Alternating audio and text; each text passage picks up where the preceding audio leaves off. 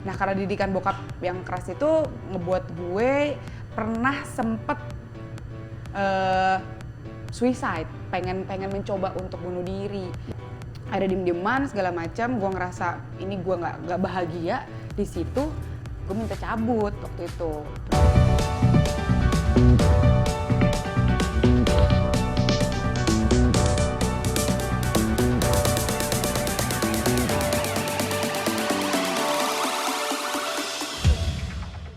Assalamualaikum warahmatullahi wabarakatuh. Salam sejahtera buat Anda semua, sahabat, teman-teman JNE dimanapun Anda berada. Ketemu lagi di JNE Untold Story, JNE punya cerita. Wah, senang sekali saya Riko Ceper. Kalau banyak yang melihat katanya perpaduan antara Rizky Bilar dengan Arya Saloka. Jadi memang ada di saya katanya gitu ya. Minimal katanya mama saya gitu ya. Spesial banget. Hari ini di JNE Untold Story kedatangan bisa dapat waktunya, waduh, karena repot juga, sibuk juga. Seorang lady rocker Indonesia. Wah, lady rocker. Siapa tuh? Jangan patokan cuma Nicky Astria aja. Itu mah senior ya gitu. Ini mah juga ada suara bagus yang mungkin setahun, 2 tahun, 3 tahun belakangan ini juga sudah menggunakan hijab, tapi tidak mengurangi kualitas suaranya oke banget. Dan tahu gak ini ya, kalau boleh cerita ya, yang udah banyak sekali kehidupan dia yang berubah di dalam kehidupannya. Kita mau ngulik banyak nanti bagaimana kisah hidupnya, kira-kira apa impian masa kecilnya, apakah udah jadi kenyataan, apa belum, segala macam. Pokoknya di JNE Untold Story ini kita buka-bukaan. Please welcome Tantri Sailindri. Assalamualaikum. Waalaikumsalam, halo. Waduh. Apa kabar? Baik, udah ketemu Tantri? Ya sampai di sini dulu. Iya, terima kasih Wassalamualaikum warahmatullahi wabarakatuh. Enggak gitu dong. Untold story banget. Apa kabar Bu? Baik, alhamdulillah. Lagi sibuk apa? Sekarang alhamdulillah sudah mulai ada jadwal manggung, terus juga kan kebetulan Kotak jadi kepercayaan buat bikin mengisi salah satu soundtrack dari film Gatot Kaca, jadi tim songnya. Jadi kita sekarang lagi promosi itu. Oh iya, yang acaranya itu nanti apa yang Gatot acaranya Kaca, film Gatot Kaca. Film Gatot Satria Kaca. Dewa Gatot Kaca. Apa rasanya jadi rocker, superstar gitu ya. Tapi lo juga harus bisa bagi waktu untuk keluarga. Walaupun gimana kan kodrat nih, setelah menikah kan lo mesti balance nih. Gimana tuh rasanya? Cukup menyenangkan justru karena memang akhirnya aku punya waktu-waktu tertentu untuk me time. Bagi sebagian Yes. orang wanita kan pasti mikir me time gue biasa shopping, me time gue biasanya jalan-jalan sama teman-teman. Nah, aku me Iya. time-nya tuh memang di panggung. Gitu. Jadi pas lagi berjalan kita bisa ngejalan dua hal yang memang berseberangan ya, antara ibu rumah tangga dan juga penyanyi di atas panggung ya.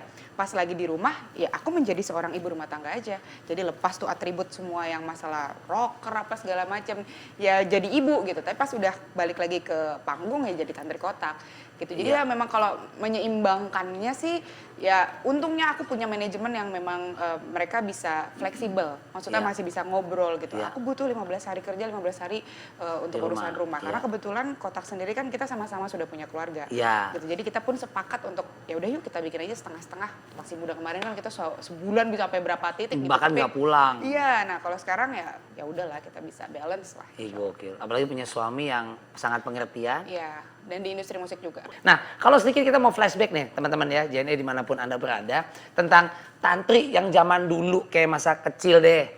Lo tuh kayak apa sih? Tomboy, anak rumahan, bikin pecah kaca tetangga. Tomboy nggak terlalu tomboy banget. Yes. Ya lebih ke cuek ya kalau itu ya. Jadi Ikan ya, jenis ikan ya. itu cuek. Beda ya? Beda. Lebih ke cuek, Iya, iya. terus abis itu nggak yang kalau tomboy kan kemana-mana harus pakai celana itu masih mau pakai rok gitu.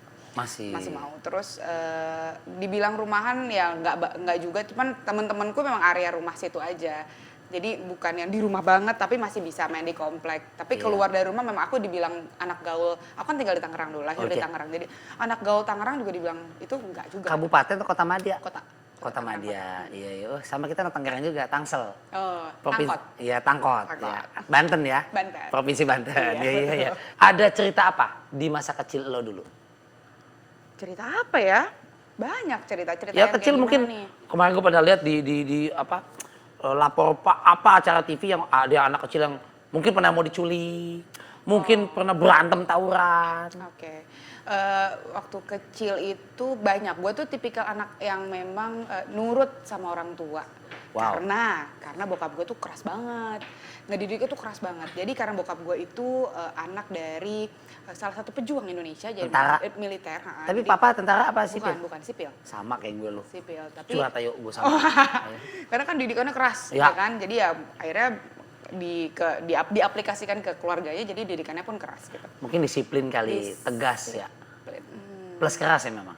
Disiplin iya, plus keras iya. Ya pokoknya kalau pas zaman dulu sih, kalau gue flashback itu gue ngerasa gila nih orang jahat banget ya gitu. Kalau Tapi ibu, mama? akhirnya nyokap dia yang lebih ngimbangin gitu. Oh, Dia nggak good. yang dua-duanya keras, enggak. Jadi Yes. pas lagi bokap lagi keras, nyokap tuh kayak ya udah dengerin aja lah yang kayak gitu. Oke. Jadi ya memang karena didikannya keras, jadi gue nurut gitu, yang mau nggak mau. Tapi ya biasa lah, kalau udah dididik keras di rumah kan nurut, di belakangnya kayak udah lah main di luar sebentar deh, yang harusnya pulang jam 9, udah jam 11 nanti paling diomelin sebentar kayak gini-gini. Ya itulah ada Iya. momen-momen seperti itu. Nah karena didikan bokap yang keras itu ngebuat gue pernah sempet suicide, pengen mencoba untuk bunuh diri. Karena adalah, jadi ada satu momen. Usia berapaan tuh kira-kira? Masih kecil banget.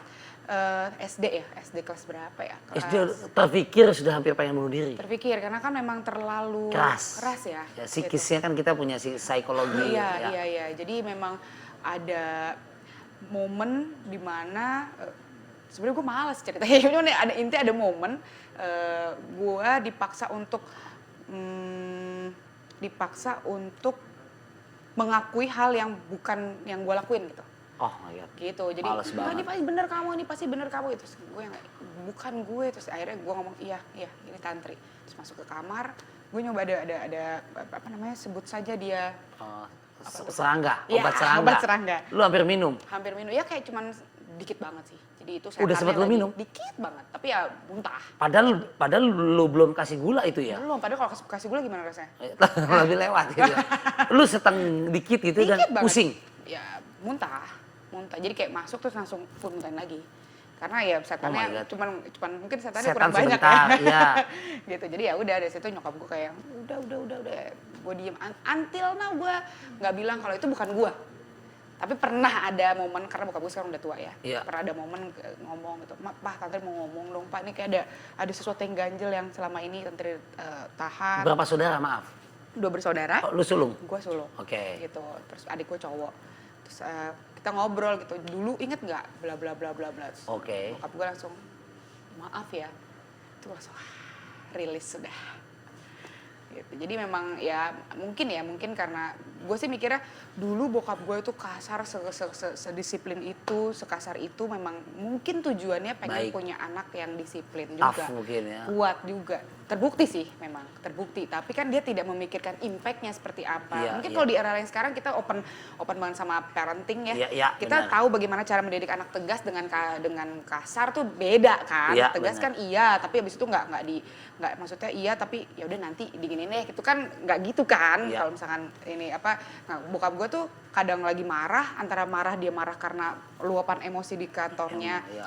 Terus diiniin ke orang rumah, itu sering banget terjadi gitu. Jadi ya akhirnya pas kesini setelah gue punya anak, gue berpikir oh enggak, bokap gue itu memang mendidik itu kepengen anaknya mandiri, punya anak yang kuat, apalagi gue perempuan, dia nggak kepengen gue menye-menye, dan terbukti sih pas lagi bokap gue kena. Jadi sekali aja cerita ya, bokap gue kemarin sempat waktu pas usia beliau 54 itu kena stroke. Iya. Jadi harus pensiun dini, Iya. kan sipil ya. Pensiun dini, pegawai swasta. Jadi ya di situ momen dimana gue masih SMA kelas 3 yang baru akan lulus, itu gue harus menggantikan posisi bokap. Langsung tuh oke, manfaatnya ternyata ini ya, gue dididik keras, gue disuruh punya tanggung jawab sama hal-hal yang saat itu mungkin dipikir buat anak-anak seumuran gue yang lu ngapain sih kerja kayak begini, kan lu masih punya orang tua yang bisa nafkahin lo bla bla bla. Enggak, gue memang disuruhnya begini gitu. Kayak misalnya contoh, gue tuh cuma dikasih jatah 1 bulan 200.000 buat sekolah. Itu buat jajan, buat ongkos. Jadi gimana Semuanya, caranya ya. 1 bulan lo atur sama pulsa segala macam, sama jajan, pokoknya lo atur deh. Gitu. Jadi kayak Kalau dipikir-pikir mungkin buat teman-teman gue, kok pelit banget sih hidup lo gini nih. Ya, tapi 200.000 di era itu sangat kecil, sementara yang lain udah gope gitu ya. udah gope. Udah 500-an ya. Iya, jadi ya kayak oh oke, berarti memang ada manfaatnya gitu. Sekarang ya baru bisa mikirnya sekarang setelah udah punya keluarga, setelah punya penghasilan kayak gitu. Jadi pernah ada momen di mana nyokap bilang udah posisi sekarang ya. Papa bilang gini, maaf ya kan kalau manggil mama namanya kan nama ya, maaf ya Yat, Mas Dali tuh dulu waktu pas masih muda kasar banget. Kalau dipikir-pikir sekarang kalau nggak sama kalian juga siapa yang mau ngurus Mas Dali sekarang? Gitu. Apalagi ke tantri, adekku nama Gilang. Gitu. Kayaknya kalau dipikir-pikir rasa sayangnya tuh nggak bisa dikasih diperlihatkan sebagai rasa sayang gitu. Jadi sayangnya tuh lebih ke keras. Padahal niatnya mungkin sayang tapi keras gitu. Intinya dia minta maaf lah. Maksudnya kayak itu sudah. Itu gila banget. Makanya dengan sosok beliau yang masih muda yang segarang itu terus dia akhirnya bisa minta maaf tuh kayak buat kita tuh Masya Allah gitu. Ternyata memang ada titik manusia yang akhirnya paham ternyata nggak harus gitu, sayang tuh nggak harus gitu gitu. Gue nggak menyalahkan bokap sama sekali, nggak sama sekali. Justru setelah ini gue malah bersyukur mungkin dengan didikan beliau yang seperti itu, gue bisa menjadikan seorang tantri yang seperti ini sekarang, yang bisa tough gitu sama hal-hal apapun gitu. Terus bokap memang jangan nangis Tan. Gue aja sedih orang. Bokap tuh memang sekarang tuh kan kondisi yang nggak kurang fit, udah kurang sehat lagi. Udah sangat turun sekali gitu. Jadi drop ya udah. Jadi gue nggak pernah nyalain. Intinya gue nggak pernah nyalain. Gue bersyukur malah dengan kondisi yang kemarin itu, perjalanan kehidupan gue yang kemarin itu ngebuat gue jadi kayak sekarang. Selalu punya hikmah dan positif loh di balik itu semua. Kalau orang yang bisa mengambil momen itu, mengambil hikmahnya itu tadi, pelajarannya itu. Tapi ada beberapa orang yang selalu menyalahkan kan. Ada beberapa orang, gila lu, gue tuh broken home, gue tuh nggak, orang tua gue tuh cerai segala macam, orang tua gue garak.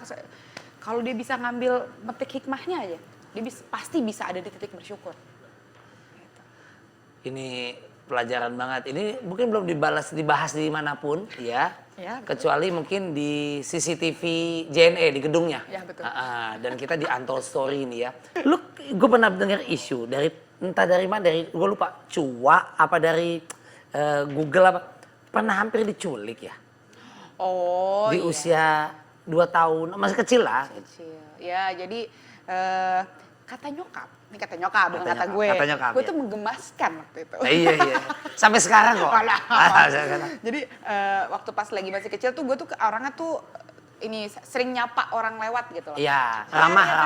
Gitu. Ya tante ya hati-hati ini segala macam. Tapi masih kecil tuh kan bicara vocabnya juga bahasa bayi gitu kan. Ya terus ada yang sering banget pulang pergi kerja gitu, rumahnya tuh di kampung belakang rumah. Terus ini di daerah mana nih? Di Cimone. Tangerang. Cimone. Terus karena dia sering bolak-balik memang pulang kerja, gemes kali ya, dibawa lah gue ke kontrakannya dia. Nyokap gue nyariin anak gue kemana, udah maghrib kok nggak ada, dicari-cari segala macem. Terus ya udah nggak tahu gimana singkat ceritanya, nyokap gue bilang dicarilah ke kontrakan itu, ketemu. Tapi emang dasar nyokap gue nggak yang langsung lapor polisi. Nggak dituntut gitu nggak? Enggak, jadi ya udah Dan lo nya juga nggak diapa-apain, nggak kenapa-napa? Nggak diapa-apain, memang dia gemes aja. Nah, apa yang lo ingat kalau dengar kata Athena? Satu kota indah ya? Nggak, Band? Nama band gue, itu band pertama. Bukan kota di Yunani? Iya, itu kota di Yunani. Yes. Tapi band pertama lu Athena? Band pertama Athena. Jadi, tapi band cewek semua. Di Tangerang. Bukan geger ya? Bukan.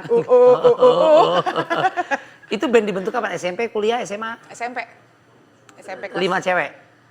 Berapa cewek? Gue lupa. 5. Soalnya kita gonta-ganti sih. Kayak yang paling inti tuh gue, ada Tita basis, ada Wina drummer. Terus sekarang kemana nasibnya? Udah jadi ibu rumah tangga, ada yang masih jadi basis. Terus ya gue jadi... Sisa lu doang? Iya. Yang masih eksis, bahkan alhamdulillah makin bersinar gitu ya. Kita memang band Tangerang, band lokal, terus sama kayak band festival. Lagunya apa bawainnya? Athena? Kalau Athena tuh kita udah punya album. Wow. Udah punya album, tapi biasanya kalau misalnya pas bawain lagu orang tuh ya saat itu lagi tren-trennya lagu Rage Against the Machine, terus Wih, Red Hot Chili Peppers, Red Hot Limp Chili. Bizkit, Wih. terus ya kita memang suka musik rock. Jadi cekokan pertama musik rocknya aku tuh memang di Athena. Oke. Awalnya sih masih nyanyiin lagu Krisdayanti, Iya. Yuni Syara, terus siapa lagi? Nyari bentuk. Sherina, masih nyari bentuk. Iya. Tapi memang pas di Athena mulai tuh si vokalnya udah mulai disuruh, ayo Tantri dicokokin lagu Rage Against the Machine. Nanti scream ya, scream gimana? Wah sakit apa segala macam. Jadi ya dari situ dia udah mulai tahu sedikit Iya. tentang musik rock. Nah kalau bicara perjalanan karir dari seorang Tantri ini, 2007 lo kan gabung sama Kotak. Ya. 2007 lebih kurang ya, kalau nggak Iya. salah 2007. Sempat ngulik juga dulu tadi tahun berapa ya ini, 2007 gitu ya. Hal apa yang akhirnya membuat lo akhirnya untuk mutusin bahwa oke, gue join sama Kotak. Ada hal apa, titik balik apa mungkin yang Ya nggak munafik lah. Kotak jauh lebih besar namanya Ya. dibandingkan Ares. Aku tuh kan juga dari Dream Band. Ya. Dream Band itu, tapi Dream Band tahun 2005 mewakili Ares. ya Nah terus Kotak kan 2004, mereka sudah establish lah, maksudnya Ya, udah duluan. udah punya album, ya Ya. terus udah punya album, udah Overa udah oke gitu. Ya nggak munafik memang, ya kan levelnya harus naik satu Ya, tangga gitu. betul. Terus aku pun suka sama musiknya Kotak gitu. Jadi ya udah sama Kotak. Cocok. Jadi kalau ngomongin Kotak pas lagi tahun 2007 pas gabung kan bayanganku oh udah Kotak nih udah aman lah, Over aman segala macam. Iya. Ternyata enggak, Mas. Jadi karena memang perpindahan vokalis itu tuh nggak mudah gitu. transisi untuk Transisi itu itu ya. nggak mudah. Kita butuh waktu 2 tahun untuk bisa sama-sama saling adaptasi kotaknya dan juga luar kotaknya. Jadi orang-orang tuh pernah sempat ada satu momen di mana aku manggung kan pertama kali sama Kotak. Iya. Menggantikan Pare waktu itu vokalis pertama. Jadi manggung cek sound dong. Iya. Cek sound wah udah rame penontonnya di Pamulang. Terus pas turun panggung tiba-tiba ada orang gini. Mbak, Parenya nanti nyanyi kan, Mbak? Mbak krunya kan, Mbak? Gue udah Kotak gitu, tapi dia nggak tahu kan. Nggak tahu. Iya, dia nggak tahu. Karena memang kan dulu kan expose-nya Kotak itu kan hanya di TV7 Iya, saat iya, itu. Jadi iya. orang-orang pasti belum tahu gitu. Iya. Jadi memang disangka kru pernah, terus juga dilempar botol karena memang gue mau Pare. Gitu. Iya. Itu juga pernah gitu. Jadi ya Iya, betul. Penerimaan publiknya itu penerimaan loh. publiknya. Jadi perjalanan itu tuh nggak semudah yang dilihat. Tantri Sekarang, ngegantiin Pare ternyata lebih terkenal yang sekarang enggak gitu. Gue butuh proses 2 tahun untuk bisa meyakinkan orang-orang gue tuh layak untuk menggantikan posisi Pare Iya. gitu. Gue tuh bisa memberikan warna baru untuk menggantikan posisi Pare. Pare memang tidak tergantikan di Kotak karena dia membawa benderanya Kotak di Iya. awal. Tapi minimal Kotak bisa bertahan sampai detik ini pun ada Tantri, Cua, dan Sela gitu. Iya, betul. Ih, gokil ya. Nah, ini ada sesuatu surprise buat lo. Ada gini, tar dulu. Saya mau ambil dulu ya. Oke, Tungguin baik. di sini. Oke. Saya ke Bandung dulu. Tunggu. Lah jauh. Tada! Tuh, udah ngomong JNE, Connecting Happiness. Tuh kan. Ini ada sesuatu, coba dibuka, mungkin ada cerita di balik surprise ini. Oke, ini tidak mengagetkan kan? Ular kayaknya sih. Wah, ngeri ya. Iya, iya. Wow, gila. Apa? Jadi bintang tamu kita dapat ini. Terima kasih. Kunci. Coba cerita, apa itu? Ditunjukin coba. Kunci. Kunci motor. Kunci motor. Ya. Kunci motor. Apa cerita di balik itu? Mungkin dulu pernah curanmor. Metal, anak metal. Jangan tertipu sama penampilan sekarang. gitu. Di balik penampilan ini kan sebelumnya. Nah, cerita yang jelas sama teman-teman. Saya main begini waktu saya kecil. Apa ya motor. Kalau motor. Nabrak atau ngebut jatuh. Enggak sih ya, mungkin ini perjalanan apa namanya, kan aku sempat ngekos di daerah Pondok Gede dulu. Pondok Udah sama Gede. Kotak ya, udah sama Kotak. Pondok Kotak. Udah Pondok Gede, dari Tangerang ke Pondok Gede tuh kalau Jauh misalkan loh. ngongkos kan lumayan. Iya, jauh. Jadi ya naik motor. Jadi kemana-mana memang naik motor, suka naik motor. Tomboy ya? Kelihatannya gimana? Padahal tomboy jangan loh, tomboy di mana-mana naik kuda loh. Hah, tomboy? Itu cowboy. Oh gitu. Ada kepikiran mau cabut dari Kotak? Karena jenuh segala macam. Bener nggak itu? Iya benar, beberapa kali malah. Kunaon gitu. Pikiran gua aya ribut-ribut gitu di dalam nggak? Kalau ribut pasti. Ribut Ya, kan beda argumen lah ya. Iya, beda argumen, beda pendapat, terus jenuh dengan rutinitas yang memang itu mungkin kufur nikmat kali ya. Jadi gue dikasih banyak hal gitu sama Tuhan, tapi memang manggung terus-terusan. Ketemu Capek. dia lagi. Monoton. Song listnya itu aja.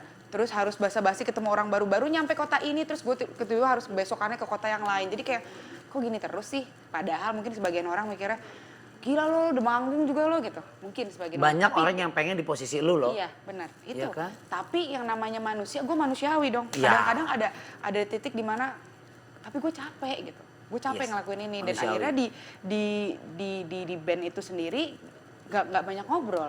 Karena bahan obrolan udah gak ada, ketemunya terus-terusan. Mungkin ketemu gue sama suami gue lebih banyak ketemu sama teman-teman band gue gitu kan. Iya. Jadi ya ada diem-dieman segala macam, gue ngerasa ini gue gak bahagia di situ. Gue minta cabut waktu itu. Terus anak-anak kayak kita meeting bareng-bareng, ngapain cabut apa segala macam, orang kita di sini ngeband buat ini, ya udah meeting segala macam, ngobrolin apa yang harus dilakuin biar kita nggak jenuh lagi, ya udah nggak jadi cabut. Dan itu salah satu trigger gue akhirnya paham bahwa ternyata bukan yang salah itu bukan bandnya, Tapi gue. Karena gue ya tadi tuh kufur nikmat. ini pengakuan ya buat teman-teman kotak dan manajemen ya. Agak kufur nikmat. Agak kufur nikmat, tapi memang Manusiawi juga lah. manusia. Karena gini, di kotak alhamdulillahnya ya, maksud gue karena memang kita udah punya visi misi ngerasa di band ini tuh udah bukan ngomongin musik doang. Yes. Kita ngegedein bareng-bareng. Sela tuh udah kayak mungkin kakak gue, Cua juga Cua tuh kakak gue gitu. Oh iya. Terus abis itu kita ngerasa pas lagi ada satu momen di mana salah satunya lagi bermasalah, ya itu harus dibenerin. Ya. Gitu, bukan ditendang. Ya. Gitu. Jadi gue ngerasa memang gue yang salah, gue yang kufur nikmat, gue udah ngerasa semua yang gue pengenin udah dapet dari kotak, tapi ngerasa belum puas ya akhirnya gue mencari tahu tuh apa segala macam. Oh ternyata gue yang harus merubah Introspeksi ya. merubah diri, merubah sudut pandang, merubah Mindset ya. merubah penampilan. Itu trigger awal akhirnya gue bisa merubah penampilan. Gokil. Oke, ini makin menarik ya. Biar makin asik ya. Kita mau main games dulu sama Tantri. Asik. Nah ini dia. Games tebak judul lagu. Tantri harus menebak judul lagu dari penggalan lirik yang nanti akan gue bacain. Dan nanti lo harus nyanyiin lagunya kayak apa. Oke. Ini lagu-lagu seputar ya lagu-lagu The Beatles sih. Mampus. Lagu kotak kayak gue lupa liriknya. Lagu kotak. Enak aja. Lagu kotak. Gue nggak akan nyanyi. Baca lempeng aja gue flat. Lo pasti tahu. Ini dari lagu apa? Oke. Jangan lihat. Yang pertama gue apa ya bacanya? Oh ini. Mau ku tak penting lagi. Biar ku buat bahagiamu. Nah. Itu judul lagu apa tuh? Oh, oke. Mau ku tak penting lagi. Biar ku buat bahagiamu. Oke. Ini lagu judulnya Masih Cinta. Masih kayak gimana coba? Mauku tak penting lagi, biar ku buat bahagiamu. Wah, aku Kamu. kamu udah ganti ya? Udah ganti. Oh tuh. Gue belain, udah ganti mas. Udah ganti ya? Gue protes sama penyanyi aslinya. Kan PA gue. Yang kedua, siap-siap nih. Apa yang gue tahu ya? Oh ini nih. Biar kurai bintang dan ku bawa pulang. Wah. Nyanyiin versi dangdut. Lu tebak dulu tuh apa, kemudian nyanyiin dalam versi dangdut. Buktiin sama Ike Nurjana sama Cici Paramida. Dangdut versi dangdutnya. Ya tadi panggalannya biar kurai bintang dan ku bawa pulang. Ku petik bintang. Bukan. Oh bukan ya. Ini judul lagu Terbang. Ya. Dangdut. Biarkan ku bawa gak bisa anjir. Biarkan ku bawa pulang kembali ke bumiku sayang. Yeay. Gokil. Ada cengkoknya mah ada. Tapi gue gak bisa, sumpah dangdut tuh Sulit ya? sulit banget. Sulit ya? Bukan apa ya, bukan anti dangdut, bukan. Tapi memang dangdut menurut gue tuh salah satu hal yang sulit untuk cengkok. Makanya hebat yang bisa nyanyi Jago dangdut. banget, serius. Iya salut tuh. Kata penyanyi dangdut juga, gua rock juga susah. Iya Gitu. juga ya. Enggak, tapi kebanyakan juga penyanyi dangdut rata-rata penyanyi rock loh. Bisa ya? Biasanya. Oh biasanya, double job lah ya gitu ya. Yang ketiga, ini dia apanya. Aku heran kamu begitu kuat mengikuti setiap langkahku. Nah, sain lo, gua acak-acak lo. Judul lagunya apa? Lupa ingatan. Aku heran kamu begitu kuat. Ayo. Ini jangan ingetin Maerot ya gitu kan.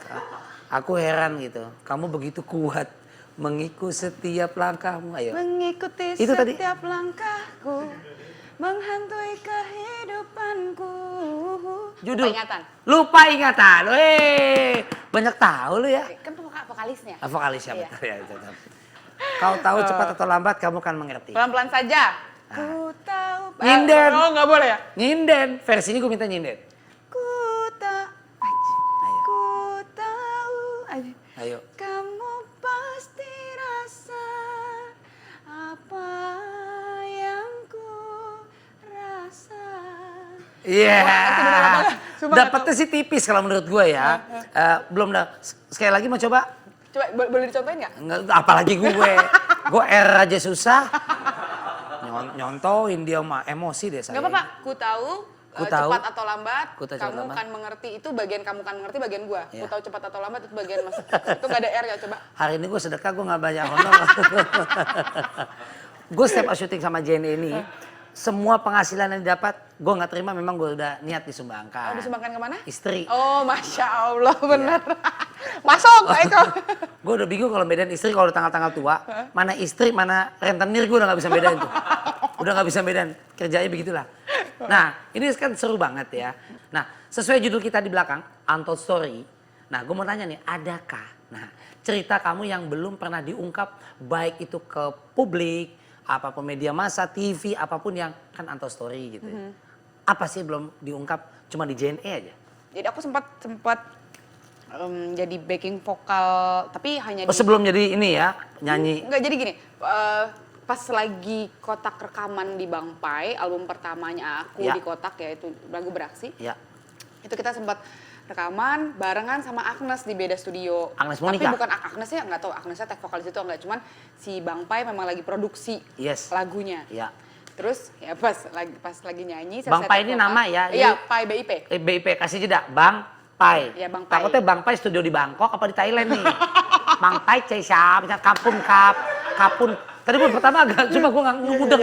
Bang Pai siapa? Kalau Pai BIP tahu. Pai BIP. Oke. Kita sebutnya panggilnya Bang Pai. Bang Pai. Nah itu di Palu Studio, saat itu ada 2 studio kan, Ya. studio yang kotak tuh di belakang, yang depan tuh Bang Pai lagi menggarap lagu Matahariku-nya Agnes Monica. Iya.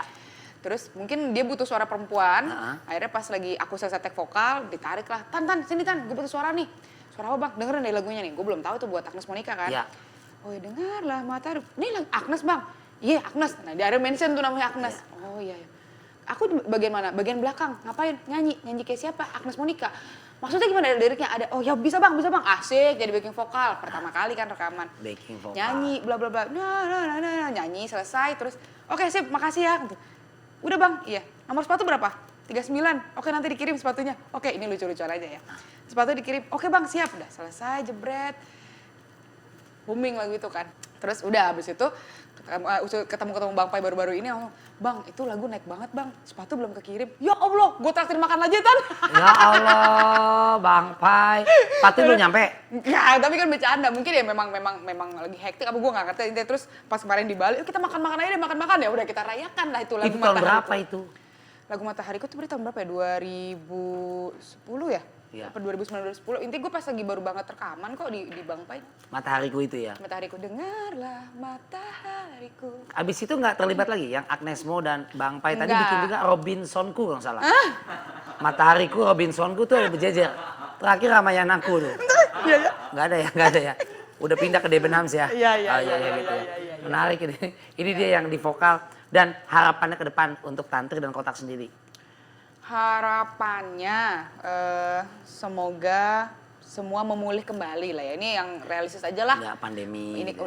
endemi, semoga semua memulih kembali, kotaknya mulih kembali. Ya. Terus juga gak muluk-muluk lah, tetap bisa berkarya. Albumnya Kotak yang insya Allah tahun ini Yes. akan rilis 18 tahun, 18 plus. Ya. Judulnya karena memang usia Kotak 18 itu bisa diterima. Ya. Karena ada banyak banget campaign yang memang kita angkat juga di album ini. Ya. Gitu, jadi ya gak muluk-muluk inti aja itu.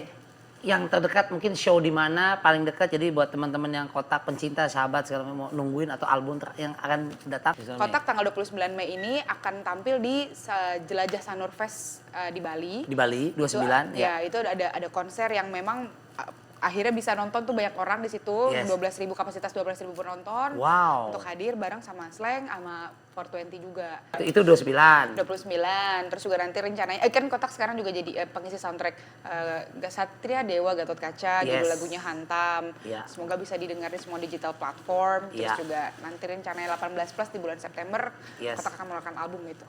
Aduh, terima kasih banyak. Tepuk tangan dong sekali lagi dari sini dong buat Tantri. Sukses acaranya selanjutnya ya. Sehat selalu. Salam buat si kecil, dede-dede kecil. Siap. Nggak harus jadi penyanyi ya, anak-anak. Karena kan orang tuanya penyanyi nih.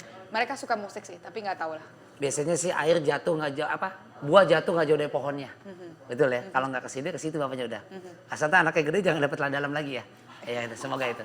Terima kasih Riko Ceper sama Tantri. Sampai ketemu lagi di lain waktu. Tetap saksikan di JNE Anto Story. Wassalamualaikum warahmatullahi wabarakatuh.